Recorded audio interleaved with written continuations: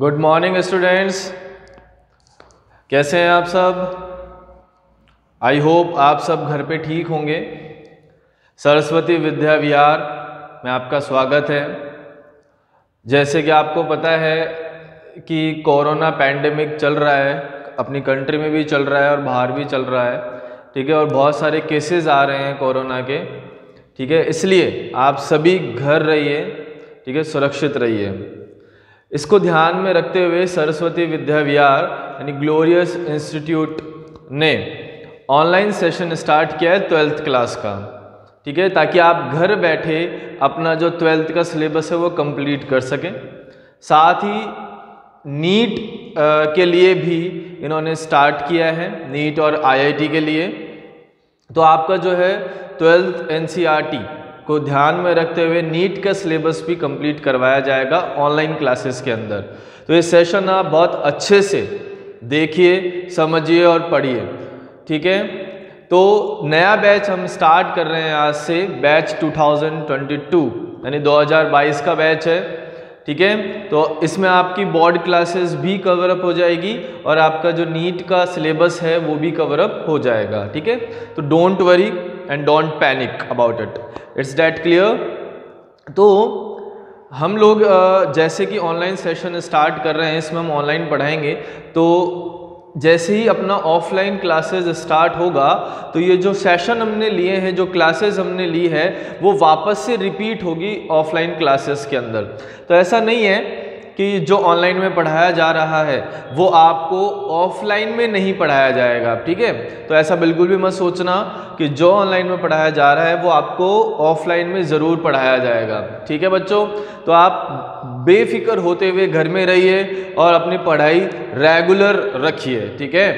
क्योंकि ऑफलाइन कब स्टार्ट होगा हमें नहीं पता है अभी तक, क्योंकि पैंडेमिक बहुत हो रखा है कोरोना का, ठीक है। तो आप घर पे बैठ के पढ़िए, बहुत अच्छे से पढ़िए। कोई भी डाउट है आपके तो आप कमेंट भी कर सकते हैं, या फिर आप जो अपना स्कूल का जो ग्रुप बनाया हुआ है वहाँ पर भी आप मैसेज कर सकते हैं अपने डाउट्स को, तो आपके वो डाउट्स क्लियर हो जाएंगे। एज ए नीट अपन यहाँ पर स्टार्ट करने वाले हैं आज 12th क्लास, ठीक है। तो welcome in 12th class, okay. तो देखो, जैसे कि अपन को पता है कि नीट जो है एनटीए लेता है ना, नेशनल टेस्ट एजेंसी, ठीक है। और नीट के अंदर आप सभी को पता है 720 मार्क्स का पेपर होता है, जिसमें आपके बायोलॉजी, फिजिक्स और केमिस्ट्री आती है। और बायोलॉजी के आपके 90 क्वेश्चंस वहाँ से आते हैं, ठीक है, जिसमें 45 क्वेश्चन जूलॉजी से हैं और 45 क्वेश्चन बॉटनी से हैं, ठीक है। तो आपको दोनों अच्छे से पढ़ना है। और 360 नंबर का पेपर होता है। कोशिश अपन ये करते हैं कि बायोलॉजी में, मतलब बायोलॉजी के अंदर अपन 360 आउट ऑफ 360 मार्क्स लेके आएँ। तो स्कोरिंग है बायोलॉजी और आप आसानी से इसको लेके आ सकते हैं। थ्योरेटिकल होने के साथ साथ कुछ कॉन्सेप्चुअल टॉपिक्स भी यहाँ पर हैं, ठीक है। तो अपन 12th क्लास स्टार्ट कर रहे हैं। तो आपका जो 12 आपकी जो 5 यूनिट है वो अपन 11th क्लास में पढ़ चुके हैं, ठीक है। और यहाँ पर आपकी 6वीं यूनिट से स्टार्ट हो रही है, ठीक है। और 6वीं यूनिट का नाम है रिप्रोडक्शन। तो आपके 12th क्लास एनसीईआरटी की जो यूनिट 6 है, यूनिट 6, इसका नाम है रिप्रोडक्शन,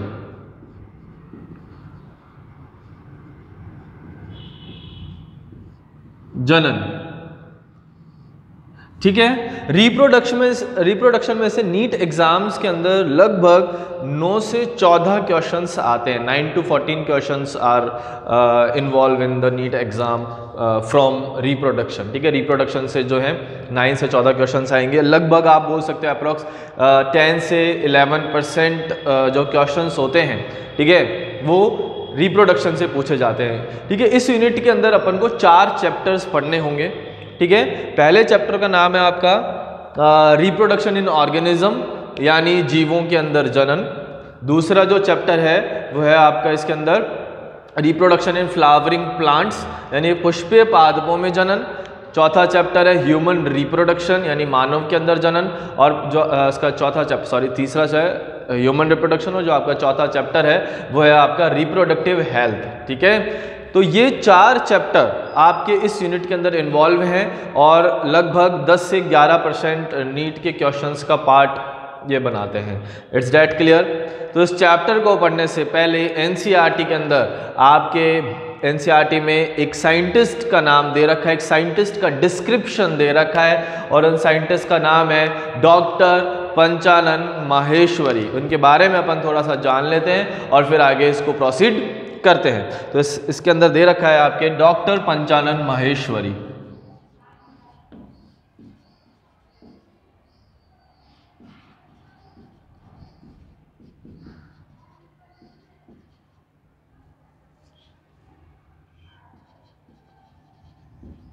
डॉक्टर पंचानन माहेश्वरी और इनका जन्म हुआ था 9 नवंबर 1904 को।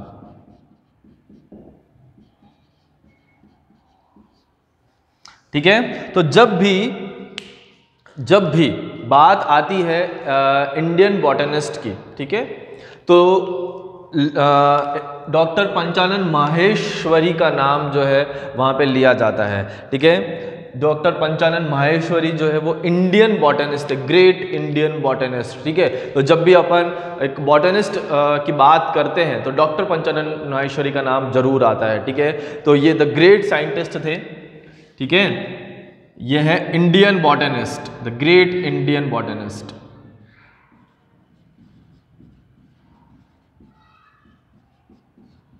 ठीक है। यानी ये वनस्पति विज्ञ थे, वनस्पति के बारे में बताया था और ज़्यादातर उन्होंने काम जो है वो भ्रूण पर किया था, एम्ब्रियोलॉजी पर किया था। ठीक है। अपन बात करें दूसरे पॉइंट की, तो इन्होंने टेस्ट ट्यूब फर्टिलाइजेशन को इस्टेब्लिश किया था। ठीक है।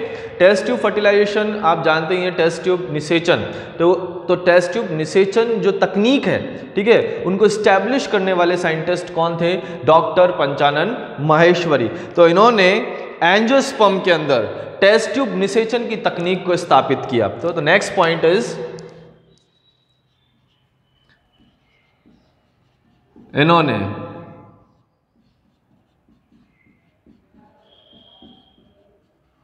एंजियोस्पर्म में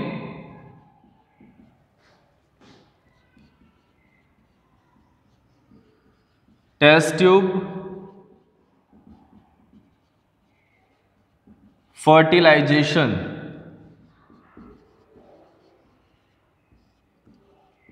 तकनीक को स्थापित किया।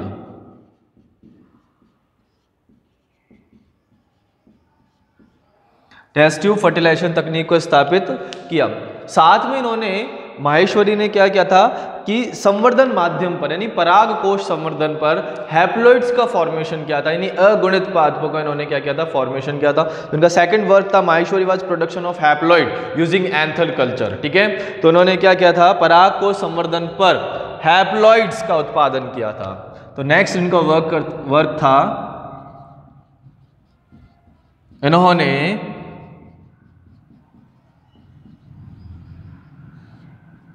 पराग कोश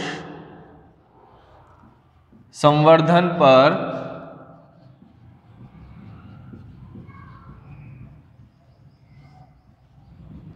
हैप्लॉइड्स का उत्पादन किया।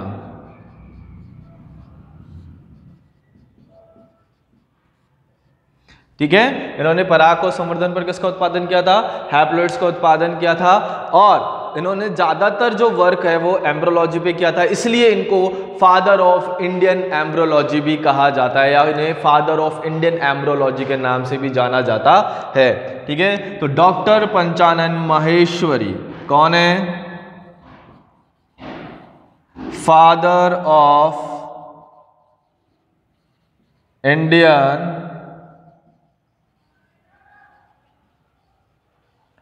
एम्ब्रियोलॉजी, यानी भारतीय भ्रूणिकी के जनक कौन है? डॉक्टर पंचानन माहेश्वरी।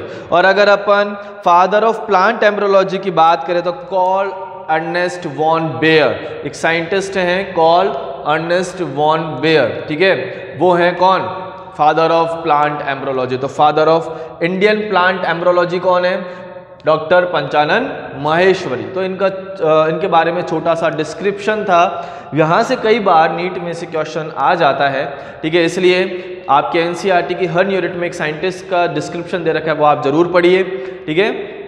नेक्स्ट अपन टॉपिक स्टार्ट कर रहे हैं अपना फर्स्ट चैप्टर, यूनिट फर्स्ट यानी यूनिट 6 रिप्रोडक्शन का first chapter, reproduction in an organism यानी जीवों के अंदर जनन। ठीक है, तो अपना जो नेक्स्ट टॉपिक है यानी next chapter, chapter number first in 12th class,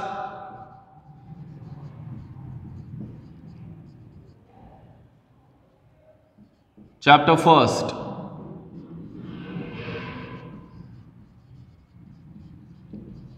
reproduction in an organism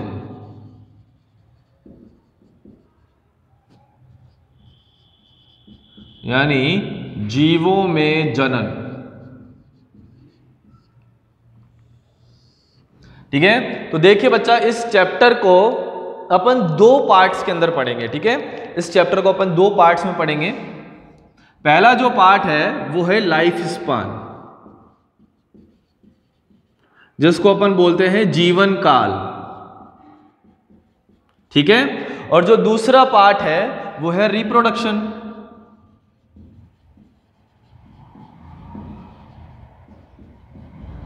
यानी जनन। तो इसको अपन दो पार्ट्स में पढ़ते हैं।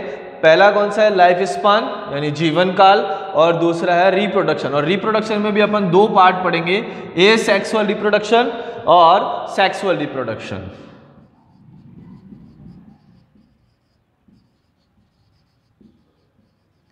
Asexual reproduction and second is sexual reproduction। ठीक है, अलैंगिक जनन और लैंगिक जनन। तो ये जो फर्स्ट चैप्टर अपना ये दो पार्ट्स में डिवाइडेड है। First is life span and second part is reproduction. They are further divided into two types, asexual reproduction and second is sexual reproduction। ठीक है, now we start life span. क्या होता है लाइफ स्पान, क्या होता है जीवन काल? देखो बच्चा, ऐसा पीरियड, ठीक है, ऐसा पीरियड कहां से कहां तक का, बर्थ से लेके नेचुरल डेथ तक का जो टाइम है, जो बीच का समय है, वही क्या कहलाता है? जीवन काल कहलाता है। कि कोई भी जो भी न्यू ऑर्गेनिज्म है वो डेवलप होता है, सॉरी जन्म लेता है, तो उसके जन्म से लेकर उसकी प्राकृतिक मृत्यु तक के बीच का जो समय है, ठीक है, वही क्या कहलाता है? उसका जीवन काल कहलाता है। ठीक है, the period from birth to the natural death, ठीक है, of an organism is called life span. यानी जीव के जन्म से प्राकृतिक मृत्यु तक के बीच के समय को क्या कहा जाता है? जीवन काल कहा जाता है। तो अगर अपन लाइफ स्पान की बात करें, ठीक है, यानी जीवन काल की बात करें, ठीक है, तो यहां अपन लिख सकते हैं बर्थ, और बर्थ से नेचुरल डेथ। देखो ये मोस्ट इंपॉर्टेंट है, नेचुरल डेथ। नेचुरल यानी प्राकृतिक मृत्यु होनी चाहिए। ठीक है, ऐसा नहीं है कि किसी डिजीज की वजह से ऑर्गेनिज्म मरा हो या फिर किसी एक्सीडेंट की वजह से ऑर्गेनिज्म मरा हो। ठीक है, ऑर्गेनिज्म की जो डेथ है वो कैसी होनी चाहिए? नेचुरल होनी चाहिए। तो बर्थ से लेके और नेचुरल डेथ के बीच का जो पीरियड है, that is called life span. तो अगर अपन इसको एक डेफिनेशन फॉर्म में देखें तो इसकी डेफिनेशन क्या हो जाएगी? जीव के जन्म से लेकर प्राकृतिक मृत्यु तक के बीच का जो समय है वो क्या हो जाता है? लाइफ स्पान कहलाता है, यानी जीवन काल कहलाता है। The period from birth to the natural death of an organism is called life span. It's that clear बच्चों? ठीक है, तो बर्थ से लेके नेचुरल डेथ तक का जो टाइम है उसको अपन बोलते हैं लाइफ स्पान। ठीक है, अब यहाँ पर अपन दो टर्मिनोलॉजीज पढ़ते हैं। ठीक है, तो उसको अपन देखते हैं कौन कौन सी टर्मिनोलॉजीज है वो।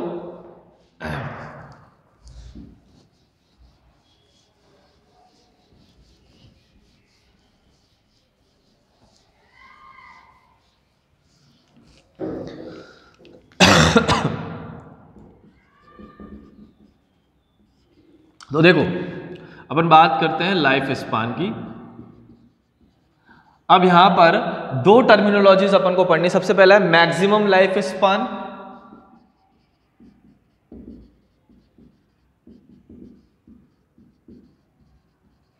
ठीक है, और दूसरा है यहां पे average life span.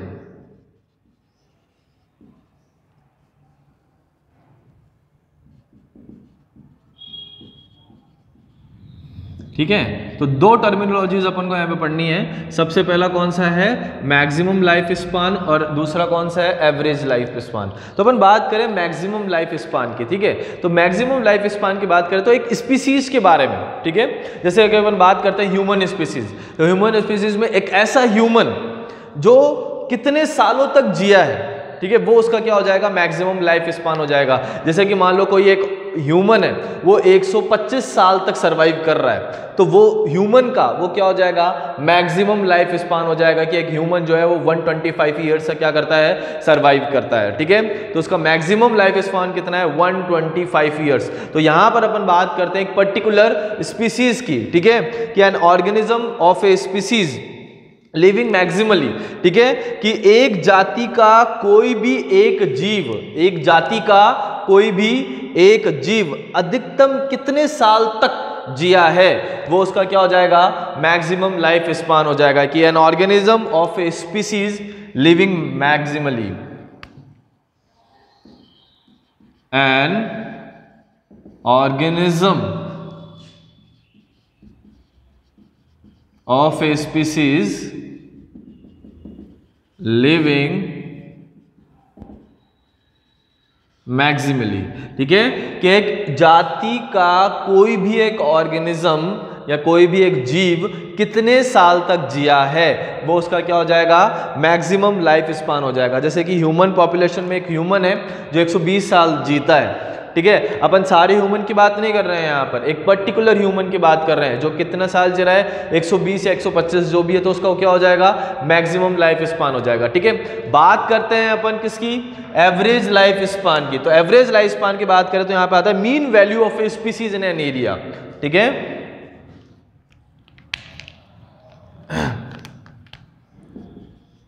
Mean value of a species in an area, कि एक पर्टिकुलर क्षेत्र के अंदर पूरे स्पीसीज का जो मीन वैल्यू है वो उसका क्या हो जाएगा, एवरेज लाइफ स्पान हो जाएगा। एवरेज लाइफ स्पान यानी इस पूरे पर्टिकुलर, जैसे कि अपन बात करते हैं बांदीकुई की, तो बांदीकुई के अंदर जो ह्यूमन पॉपुलेशन है उसका एवरेज लाइफ स्पान कितना है, यानी जैसे कि मान लो यहाँ पे 100 लोग सर्वाइव कर रहे हैं और उन 100 लोगों का लाइफ स्पान क्या है, ठीक है, उसमें आप डिवाइड कर दीजिए, उसका क्या हो जाएगा, मीन वैल्यू आपका निकल जाएगा, ठीक है। तो वो उसका क्या होता है, एवरेज लाइफ स्पान, ठीक है। और हर एरिया का एवरेज लाइफ स्पान क्या होता है, अलग अलग होता है, ये ध्यान रखिएगा आप। हर एरिया का एवरेज लाइफ स्पान क्या होगा, अलग अलग होगा।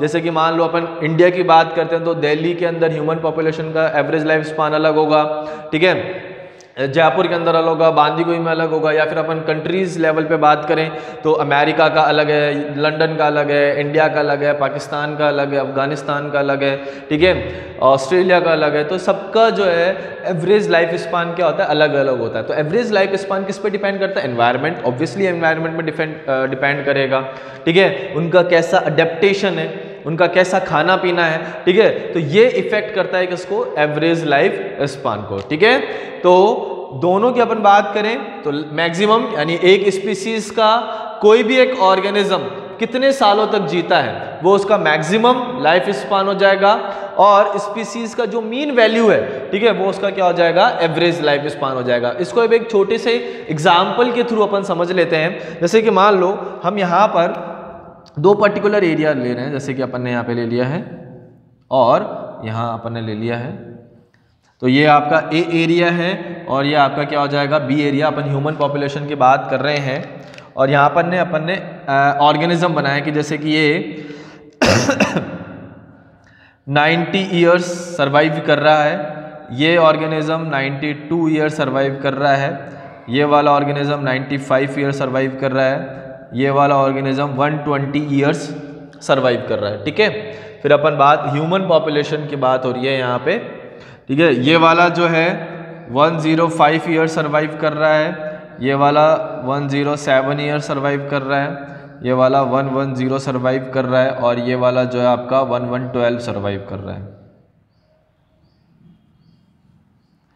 ठीक है। तो दो एरिया अपन ने लिए हैं और ये एक ह्यूमन पॉपुलेशन अपन ने लिया है। तो आप मुझे बताइए कि इसका मैक्सिमम लाइफ स्पान कितना होगा। तो अगर अपन देखें मैक्सिमम लाइफ स्पान की बात करें, ठीक है, ह्यूमन पॉपुलेशन है, तो सबसे ज्यादा कौन सा ऑर्गेनिज्म यहाँ पे सरवाइव कर रहा है, कौन सा ह्यूमन सरवाइव कर रहा है, 120 साल, यानी एक ह्यूमन 120 ईयर्स सरवाइव करता है। तो मैक्सिमम लाइफ स्पान किसका होगा, 120 ईयर्स ऑफ ए एरिया, ठीक है। तो यहां पर ह्यूमन पॉपुलेशन का अगर अपन मैक्सिमम लाइफ स्पान देखें तो वो कितना हो जाएगा, 120 ईयर्स, क्या हो जाएगा, 120 ईयर्स, ठीक है। और अगर अपन एवरेज लाइफ स्पान देखते हैं,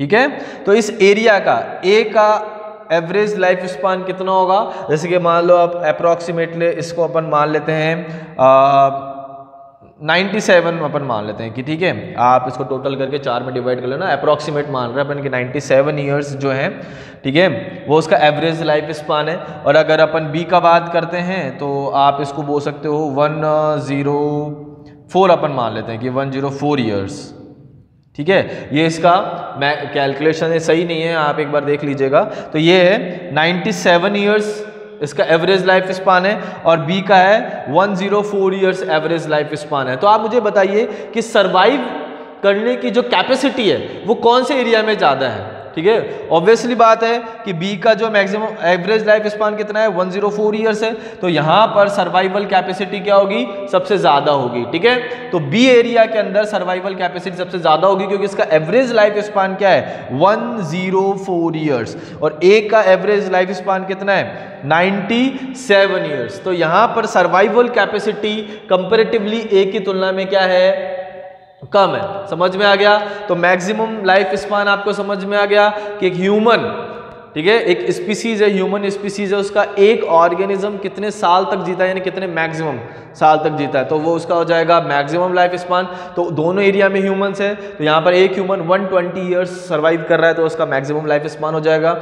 और मैंने आपको बताया कि एवरेज लाइफ स्पान हर एरिया का क्या हो जाता है, अलग अलग हो जाता है। तो ए और बी, ठीक है, तो ए और बी का लाइफ स्पान जो अपन देखें तो बी का लाइफ स्पान जो है एवरेज लाइफ स्पान वो ज़्यादा है, तो सर्वाइवल कैपेसिटी यहाँ पर ज़्यादा है। और दोनों ही कंडीशन की अगर बात करें तो जापान यहाँ पर फर्स्ट नंबर पे आता है, क्योंकि जापान में मैक्सिमम लाइफ स्पान भी जापान का ज़्यादा है, और अपना एवरेज लाइफ स्पान की बात करें तो वो भी यहाँ पर ज़्यादा है, ठीक है। तो यहाँ पर अपन बात करते हैं तो जापान जो है वो यहाँ पे नंबर 1 पे आता है। Clear, any doubt, okay. अब आपके एनसीईआरटी के अंदर एक लाइन लिखा हुआ है, बहुत इंपॉर्टेंट लाइन है एनसीईआरटी का, कि no individual is immortal, no individual is immortal except unicellular organisms. इसका मतलब ये हुआ कि कोई भी जीव अमर नहीं है, कोई भी जीव अमर नहीं है, किसको छोड़कर, एक कोशिकीय जीवों को छोड़कर, ठीक है। तो यहां पर एक एनसीईआरटी की बहुत अच्छी लाइन लिखी हुई है, कोई भी जीव अमर नहीं है, नो इंडिविजुअल इज इमॉर्टल, ठीक है, एक्सेप्ट यूनिसेलुलर ऑर्गेनिज्म, एक कोशिकीय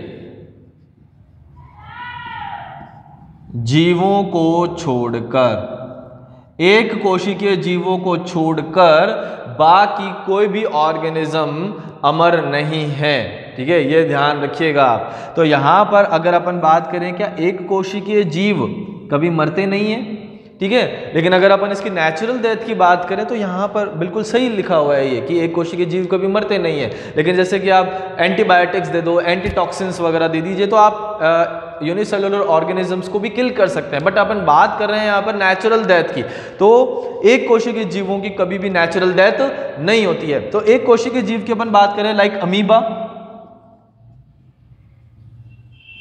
ठीक है, बात करें बैक्टीरिया, ठीक है। तो आप देखो अमीबा की अगर अपन बात करते हैं तो ये एक पेरेंटल अमीबा है, ठीक है, और जब ये डिवाइड करता है तो ये 2 डॉटर अमीबा के अंदर कन्वर्ट हो जाता है, ठीक है। यानी इसने अपना प्रोटोप्लाज्म जो है, सारा का सारा जो प्रोटोप्लाज्म अपनी डॉटर्स के अंदर ट्रांसफर कर दिया, ठीक है। तो इसका प्रोटोप्लाज्म इनके अंदर चला गया, ठीक है, तो ये मरे क्या, नहीं मरे, ठीक है, क्योंकि इन्होंने सारा जो प्रोटोप्लाज्म है अपने डॉटर सेल्स में ट्रांसफर कर दिया है। इसलिए यूनिसेलुलर ऑर्गेनिजम्स जो होते हैं उनकी नेचुरल डेथ कभी भी नहीं होती। हाँ, उन्हें आर्टिफिशियली आप मार सकते हैं, टॉक्सिन्स के थ्रू मार सकते हैं, या कभी एंटीबायोटिक्स के थ्रू अपन मार सकते हैं, जैसे बैक्टीरिया है आप एंटीबायोटिक लेते हैं, किल होता है वो, ठीक है। बट अपन नेचुरल डेथ की बात करें तो ये कभी नहीं मरते हैं, ठीक है, ये हमेशा कैसे रहते हैं, अमर रहते हैं। इसलिए एनसीईआरटी की मोस्ट इंपॉर्टेंट लाइन कि कोई भी जीव अमर नहीं है, कि no individual is immortal except unicellular organisms. It's that clear बच्चों, ठीक है। तो इनकी डेथ कभी भी नहीं होती है, ठीक है।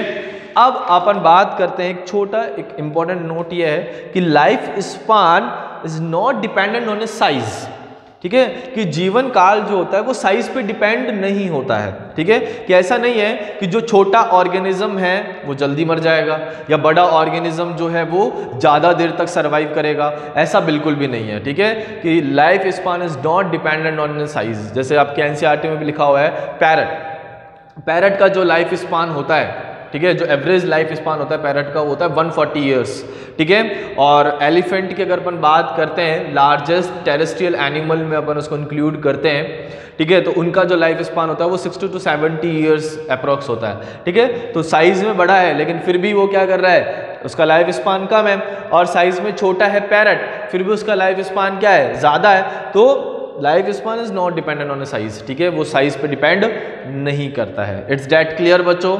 Now we start the life मतलब stages of life span, clear, it's that clear.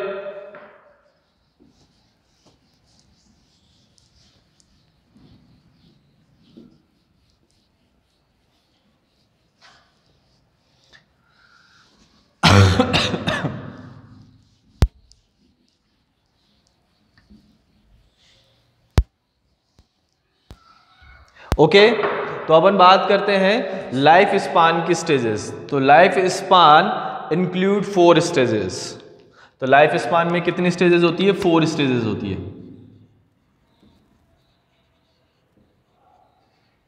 ठीक है। तो पहली स्टेज की अपन बात करें तो पहली स्टेज कौन सी है, जुवेनिलिटी फेज। फर्स्ट स्टेज है जुवेनिलिटी फेज, या अपन इसको बोल सकते हैं वेजिटेटिव फेज।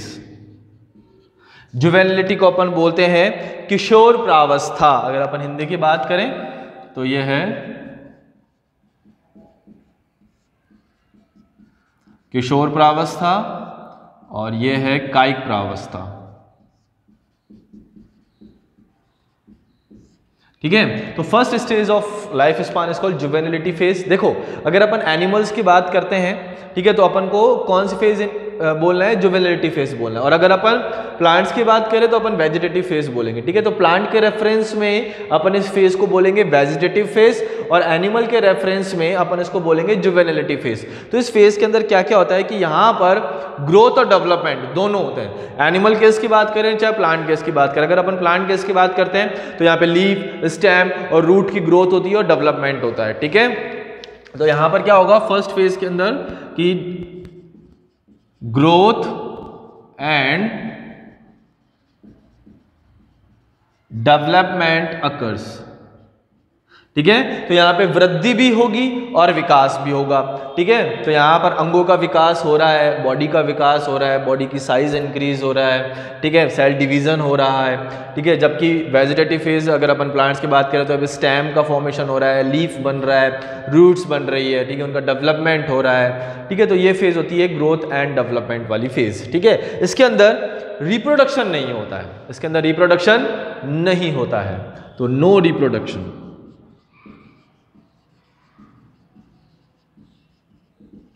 ठीक है। इनके अंदर जनन की प्रक्रिया नहीं, सॉरी, इस फेज के अंदर जनन की प्रक्रिया नहीं होती। क्यों नहीं होती है, क्योंकि इनके जो गोनाड्स है वो कैसे होते हैं, इमैच्योर होते हैं, यानी जो सेक्स ऑर्गन है वो कैसे हो जाएंगे, इमैच्योर। भाई अगर प्लांट्स के केस में बात करते हैं तो प्लांट्स के केस में इस फेज में फ्लावरिंग ही नहीं होती है, पुष्पन की प्रक्रिया ही नहीं होती। और एनिमल की केस में बात करें तो यहाँ पे गोनाड्स कैसे होते हैं, इमैच्योर होते हैं, तो इसलिए रिप्रोडक्शन भी नहीं होगा।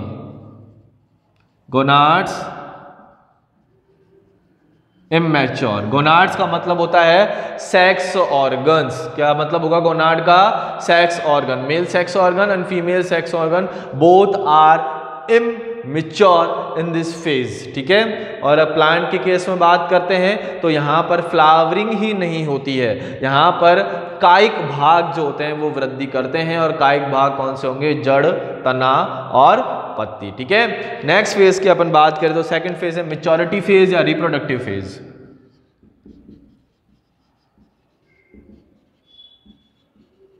मैच्योरिटी फेज या रिप्रोडक्टिव फेज, जिसको अपन बोलते हैं जनन प्रावस्था। तो इसके नाम से पता चल रहा है कि यहाँ पे क्या होगा? रिप्रोडक्शन होगा, यानी ऑर्गेनिज्म अपने जैसे ही ऑर्गेनिजम्स को क्या करेगा?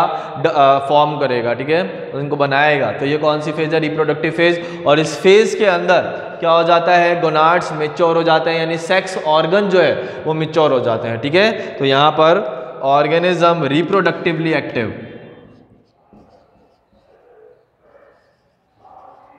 Organism reproductively active. ठीक है। तो यहाँ पे ऑर्गेनिज्म क्या हो जाएगा? रिप्रोडक्टिवली एक्टिव हो जाएगा, क्योंकि यहाँ पे गोनाड्स कैसे हो जाएंगे? मैच्योर हो जाएंगे, यानी सेक्स ऑर्गन्स यहाँ पर क्या हो जाएंगे? डेवलप हो जाएंगे। ठीक है। तो सेकंड फेज है मैच्योरिटी फेज और रिप्रोडक्टिव फेज। फोर्थ फेज है इसकी senescence phase, sorry third phase है सेनिसेंस फेज।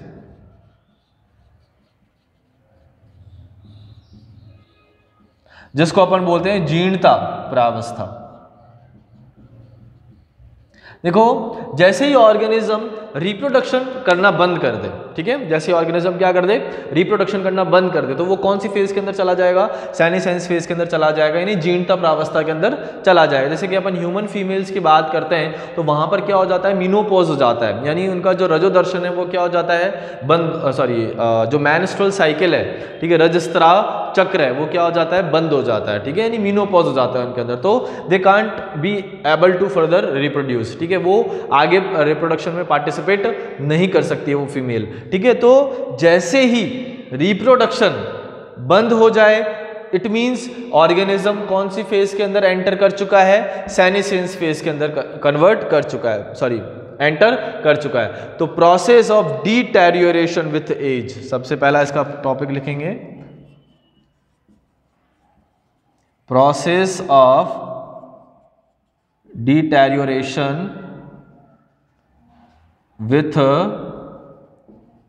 एज, यानी उम्र के साथ गिरावट की प्रक्रिया होती है। कौन सी फेज? जीर्णता फेज। उम्र के साथ गिरावट की प्रक्रिया कौन सी फेज है? सेनिसेंस फेज है। ठीक है, यहां पर loss of cell division and growth, organism loss of cell division and growth.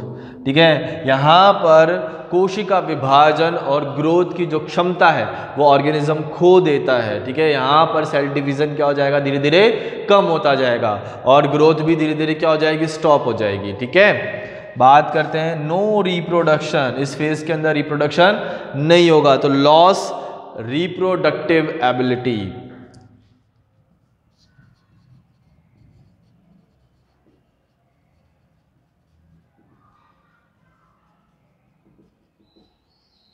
ठीक है, तो यहां पर रिप्रोडक्शन एबिलिटी भी खो देगा। कौन? ऑर्गेनिज्म। क्लियर? तो ये इसकी सेनिसेंस फेज हो गई। तो process of deterioration with age, यानी उम्र के साथ गिरावट की जो प्रक्रिया है वो क्या कहलाती है? सेनिसेंस कहलाती है। Loss of cell division and growth, यहाँ पर सेल डिवीजन नहीं मतलब उसकी एबिलिटी कम होती जाएगी और ग्रोथ भी हो जाएगी कम। ठीक है, लॉस रिप्रोडक्टिव एबिलिटी, यानी रिप्रोडक्शन की एबिलिटी भी खो देगा एक ऑर्गेनिज्म। ठीक है, तो ये फेज कौन सी होती है? Senescence phase. ठीक है, और fourth phase of life span is called death.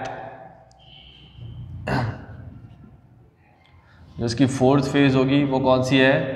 Death. तो गीता में भी लिखा हुआ है कि जो ऑर्गेनिज्म आएगा, ठीक है, उसका मरना निश्चित है, जो पैदा हुआ है वो जरूर मरेगा। बट एनसीईआरटी ये कहती है कि यूनिसेलुलर ऑर्गेनिजम्स को छोड़कर बाकी सभी ऑर्गेनिजम्स कैसे होते हैं, अमर होते हैं। ठीक है, तो अपन बात करें डेथ की, तो complete cessation of body activity,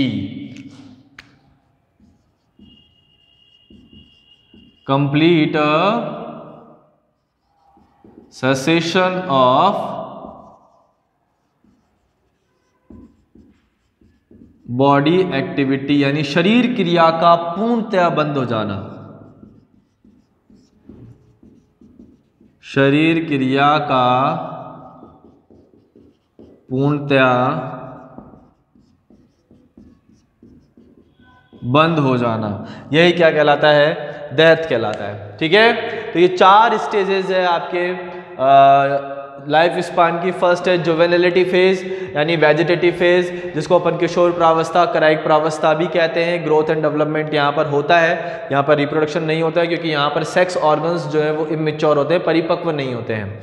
ठीक है, मेच्योरिटी फेज या रिप्रोडक्टिव फेज, जिसको अपन जनन प्रावस्था कहते हैं। ऑर्गेनिज्म रिप्रोडक्टिव होता है, रिप्रोडक्टिवली एक्टिव होता है, यहाँ पर गोनाड्स मैच्योर हो जाते हैं, रिप्रोडक्शन होता है। सेनेसेंस फेज, जिसको अपन जीनता प्रावस्था भी कहते हैं, यानी यहाँ पर रिप्रोडक्शन जो एबिलिटी है वो लॉस हो जाती है। It means organism senescence phase के अंदर एंटर कर चुका है। The loss cell division growth ability.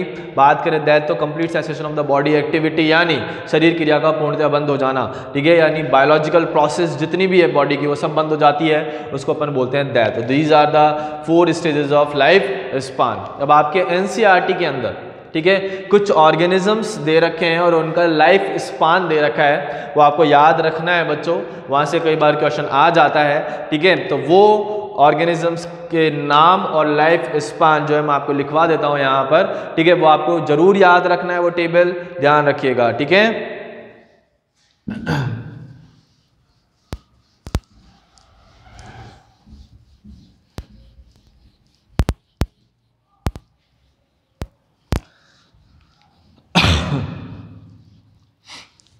तो इसके अंदर सबसे पहले अपन लिखते हैं एलिफेंट।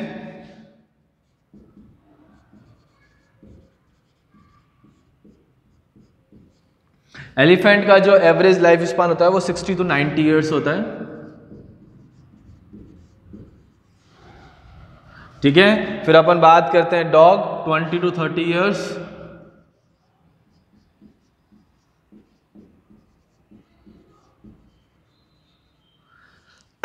फिर अपन बात करते हैं बटरफ्लाई,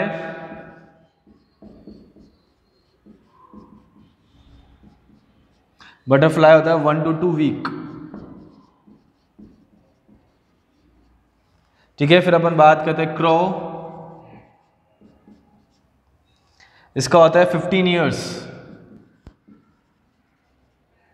ठीक है, काव 20 to 25 ईयर्स। फिर अपन बात करते हैं पैरट,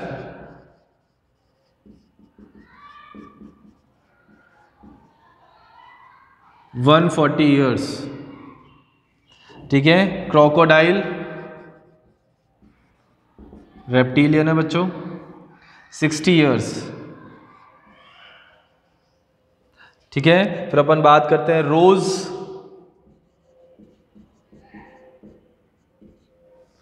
रोज का लाइफ स्पान होता है 5 to 7 ईयर्स। ठीक है, नेक्स्ट है बनाना, 25 ईयर्स।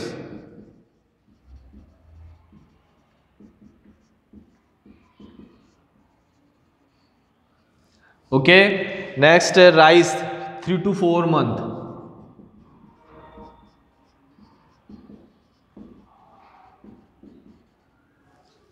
क्लियर, नेक्स्ट है बनियान ट्री,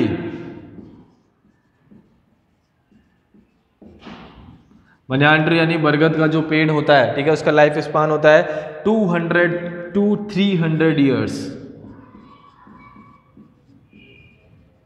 200 से 300 साल तक ये सरवाइव कर सकता है। Horse 60 years.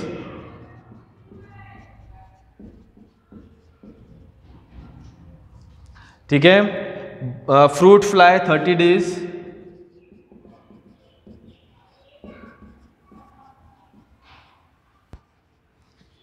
Clear. And last tortoise, कछुआ, 100 to 150 ईयर्स। ठीक है, तो ये लाइफ स्पान दे रखे हैं कुछ आपके एनसीईआरटी के अंदर, ये आपको याद रखने हैं। तो आपका रिप्रोडक्शन इन ऑर्गेनिज्म यानी जीवों में जनन का फर्स्ट पार्ट कंप्लीट हो चुका है, लाइफ स्पान।